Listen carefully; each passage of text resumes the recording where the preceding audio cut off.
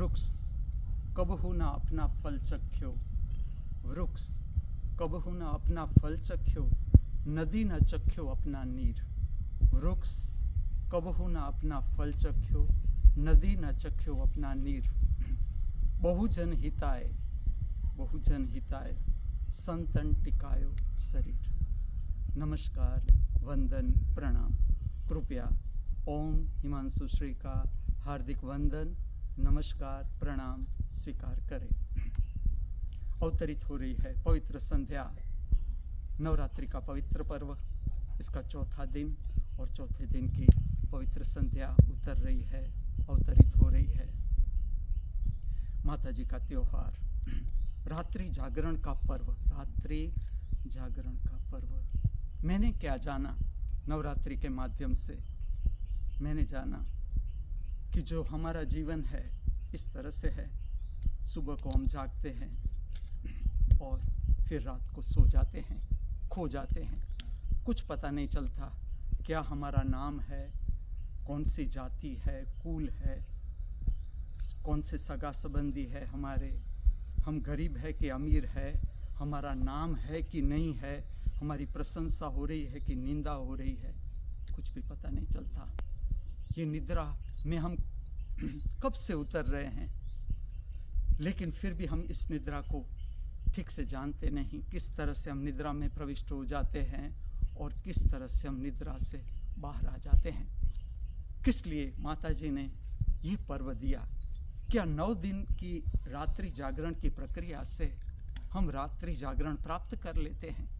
नहीं, ये केवल इंट्रोडक्शन है कि हमारा जीवन विचार में, स्वप्न में, कल्पना में बीत रहा है। पूरा जीवन, मनुष्य का जीवन अर्थात मन के ऊपर का जीवन, पाने की अपेक्षा और खोने का डर प्रतिपल, और इसके सारे विचार, इसकी सारी धारणाएं, इसमें ही पूरा का पूरा जीवन बीत जाता है।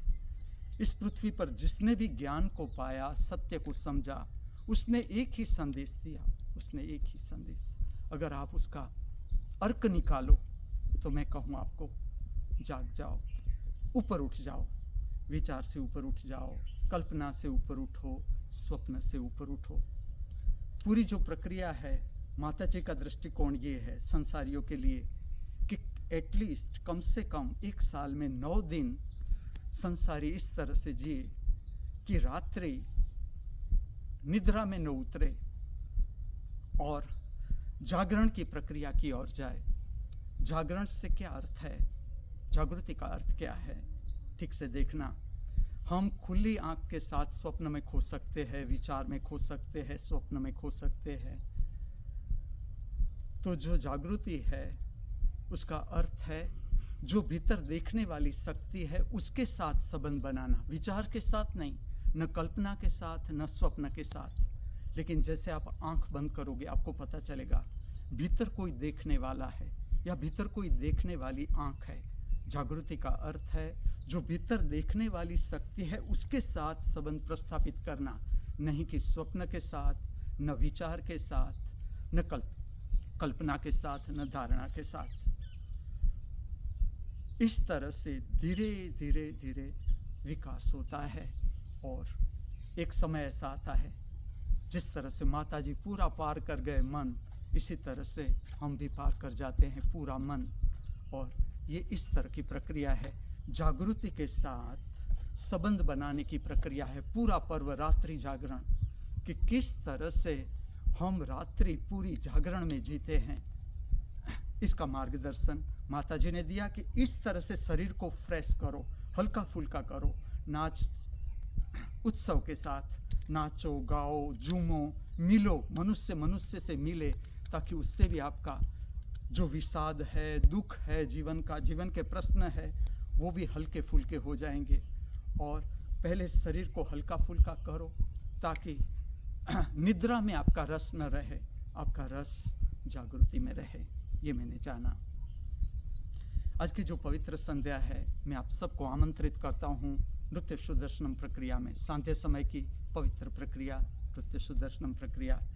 आज मैं आप सबको दर्शन करवा रहा हूँ श्री उमा महेश्वर नृत्य मंदिर का, जिसमें आज मैं 2 रचनाएं प्रकट करने को जा रहा हूँ। दोनों माता जी की रचना है और इन दिनों में माता जी की जो सर्वश्रेष्ठ रचनाएं हैं भारत के शास्त्रीय नृत्य में, वो उससे आपको परिचित कर रहा हूँ। आप उसका संगीत सुने, कृति सुने, उसका साहित्य सुने, नृत्य की गति देखे, ये आपको पवित्र शक्ति के साथ जोड़ती है।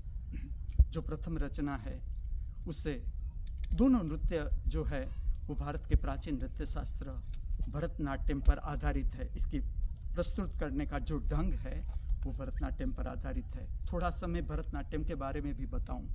भरत मुनि ने इस तरह का नृत्य शास्त्र दिया मनुष्य को। भरत मुनि ने ये देखा कि जहाँ भी शरीर में जॉइंट्स है वहाँ शक्ति का प्रकार बदल जाता है।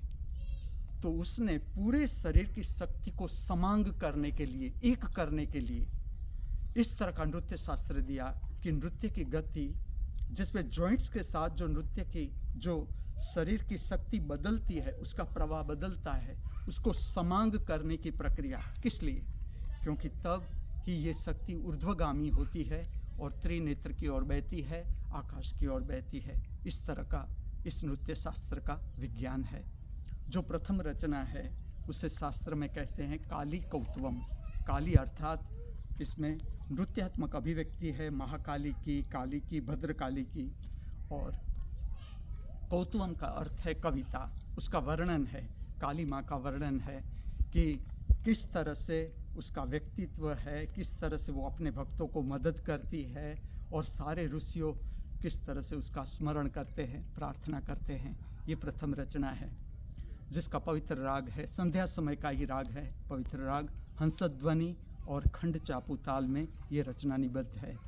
जो दूसरी रचना है इसमें त्रिपुरा सुंदरी का वर्णन है। त्रिपुरा सुंदरी को दिखाया गया है उसका भक्तों के प्रति प्रेम और उसने जो धर्म में काम किया, इसकी अभिव्यक्ति नृत्य के द्वारा मैं प्रकट करने को जा रहा हूँ। इसका पवित्र राग है शुद्ध सावेरी, जो उत्तर भारत के दुर्गा राग से बहुत मिलता जुलता राग है। आप दोनों रचना का मैं एक बात कहूँ, नृत्य सुदर्शनम प्रक्रिया के लिए जब भी देखे, स्विच ऑफ द माइंड, मन को पूरा विश्राम दे दे। आपकी आंखों के समक्ष जो नृत्य की गति प्रकट हो रही है उसका दर्शन करे और जो साहित्य आपके कान में प्रविष्ट हो रहा है, जो संगीत प्रविष्ट हो रहा है, उसको केवल सुने। आज की जो वेशभूषा तैयार की है, जो ड्रेस है वो डिज़ाइन किया है श्री अक्षय बोय ने, और जो सारा श्रृंगार है वो अर्पण कर रही है पूना से खंजरी माँ। इस जगत के सर्व कलाकारों के भीतर बहती हुई कला की दिव्य शक्ति को हार्दिक वंदन करते हुए, प्रणाम करते हुए, हमारे सबके भीतर उपस्थित दृष्टा स्वरूप परमात्मा के चरणों में हार्दिक वंदन अर्पण करते हुए नृत्य सुदर्शनम प्रक्रिया की ओर